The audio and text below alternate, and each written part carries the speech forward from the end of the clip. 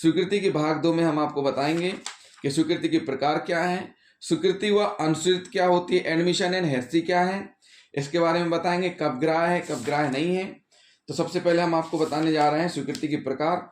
स्वीकृति के प्रकार कौन से हैं, लेकिन इसके पहले हम आपको बता दें कि स्वीकृति का प्रारूप तथा किसके समक्ष की जा सकती है। स्वीकृति किसी भी व्यक्ति के सामने और न्यायालय के बाहर भी हो सकती है, न्यायालय के अंदर तो ठीक, न्यायालय के बाहर भी हो सकती है।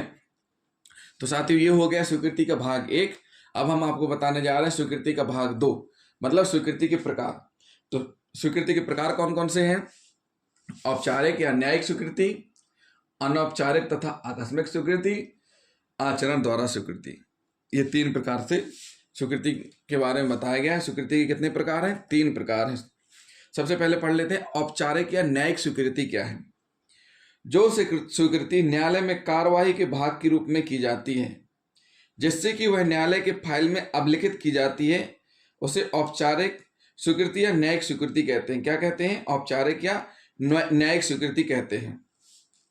किसी पक्षकार द्वारा किए गए कथन, किसी पक्षकार के द्वारा किए गए पूर्व कथन में तथा किसी गवाह को उसके पूर्व कथन के काटने के प्रति में बहुत बड़ा अंतर होता है। फिर से इस लाइन को समझिए। किसी पक्षकार द्वारा किए गए पूर्व कथन में तथा किसी गवाह को उसके पूर्व कथनों के काटने के प्रति में बहुत बड़ा अंतर होता है।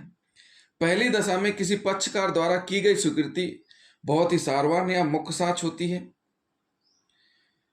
दूसरी ओर जब किसी गवाह के कथन को उसी के पूर्व कथनों से काटा जाता है, तो उस गवाह का कथन सारवार साक्ष्य नहीं रह जाता है। अगर उसके चीफ को उसके क्रॉस में काट दिया जाता है तो वह सारवान नहीं रह जाता है। ये क्या बताती है? औपचारिक और न्यायिक स्वीकृति में बताया गया। अब हम पढ़ेंगे अनौपचारिक या आकस्मिक स्वीकृति। ऐसी स्वीकृतियां लिखित हो सकती है, मौखिक या इलेक्ट्रॉनिक रूप में हो सकती हैं, और साथ ही साथ ऐसी स्वीकृतियां कह सकते हैं जो न्यायिक कार्रवाई के अनुक्रम में नहीं की जाती हैं। मतलब औपचारिक का जस्ट ऑपोजिट अनौपचारिक है। अनौपचारिक स्वीकृतियां जीवन के मामूली अनुक्रम में, कारोबार के मामूली अनुक्रम में या साधारण वार्तालाप के क्रम में हो सकती हैं। ऐसी स्वीकृति लिखित हो सकती है, मौखिक या इलेक्ट्रॉनिक रूप में हो सकती है। लिखित स्वीकृति पत्र व्यवहार के दौरान, कारोबार की पुस्तकों में, पासबुक या अन्य अभिलेखों में भी हो सकती है। तो ये क्या है? एक प्रकार से अनौपचारिक या आकस्मिक स्वीकृति।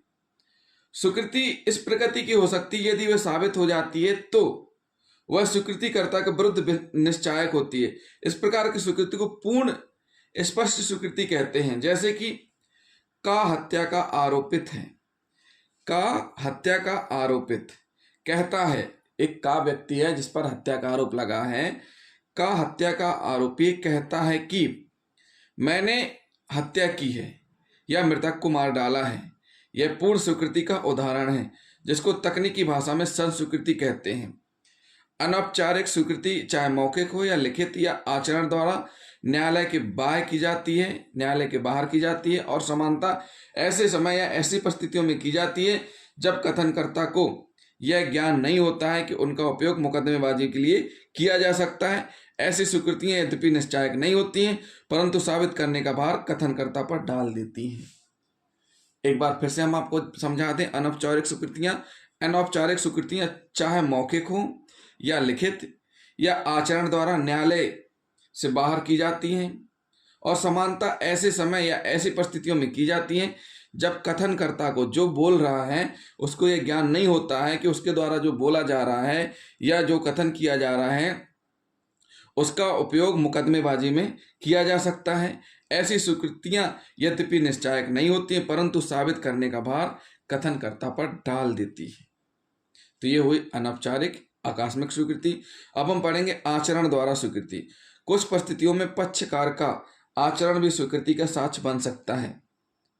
कभी कभी आचरण शब्दों से भी अधिक सत्यता दर्शाता है। एक उदाहरण ले लेते हैं। मौन द्वारा स्वीकृति। आचरण द्वारा स्वीकृति में क्या है? सबसे मेन मौन द्वारा स्वीकृति। उदाहरण के लिए प्रश्न है कि क्या खा के प्रति का 10,000 रुपए का देनदार है? खा क्या खा के प्रतीक का देनदार है।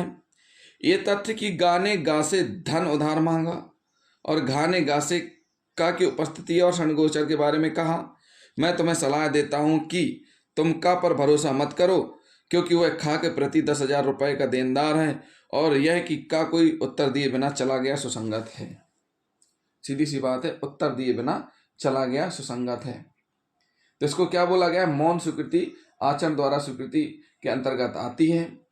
मोटे तौर पर यह अधिकथित किया जा सकता है कि किसी पक्ष का द्वारा कही गई कोई बात उसके विरुद्ध स्वीकृति के समान उपयोग की जा सकती है, परंतु यह तब जबकि उस बात में उन तथ्यों को असंगत होने का गुण हो जिसे उसने अभिवचन या परिसाक्ष्य में प्रख्यात किया है। स्वीकृति की परिभाषा स्पष्टता दर्शित करती है, वह शब्दों, लेखों, इशारों या मौन द्वारा निर्मित की जा सकती है। एक चीज और इसमें नहीं आ गई कि स्वीकृति की परिभाषा क्या स्पष्ट दर्शित करती है कि वह शब्दों, लेखों, इशारों या मौन द्वारा निर्मित की जा सकती है। दूसरों को संबोधित किए गए लिखित शब्द निसंदेह स्वीकृति का सबसे प्रायिक रूप है, किंतु हम न्यायालय के निर्णय में पाते हैं कि आत्मगत कथन भी अंग्रेजी तथा भारतीय विधि में सामान्यतः सुसंगत है। जैसा कि गूंगा और बहरा व्यक्ति अपने मामले को दुभाषी के माध्यम से अवचन या बहस करता है, जो उसके इशारों को न्यायालय को स्पष्टीकृत कर सकता है, इस प्रकार स्वीकृत भी इशारों द्वारा निर्मित हो सकती है। तो सीधी सी बात है, स्वीकृति की परिभाषा स्पष्टता दर्शित करती है कि वह शब्दों, लेखों, इशारों या मौनों द्वारा भी निर्मित की जा सकती है। सबसे मेन बात इसमें जो है, स्वीकृति स्वेच्छा होनी चाहिए। किसी स्वीकृति के साक्ष्य के रूप में ग्राह्य या मान्य होने के लिए उसका स्वेच्छा किया जाना आवश्यक है। भय के कारण की गई स्वीकृति मान्य नहीं होती है। सशर्त कथन स्वेच्छा होनी चाहिए। सशर्त कथन, यदि किसी पक्षकार द्वारा सशर्त कथन किया जाता है तो शर्त से पृथक उसे उसके विरुद्ध उपयोग नहीं किया जा सकता। उसे उसके विरुद्ध उपयोग नहीं किया जाता।